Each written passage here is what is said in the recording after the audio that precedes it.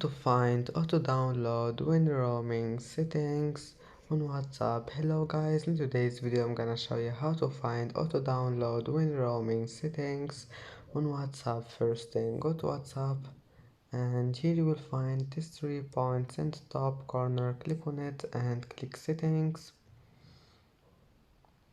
Here you will find storage and data. Click on it and then just click when roaming. Click on it and here you can manage it. Just manage anything you want and then click OK and go back. It will be saved, and that's how to find it.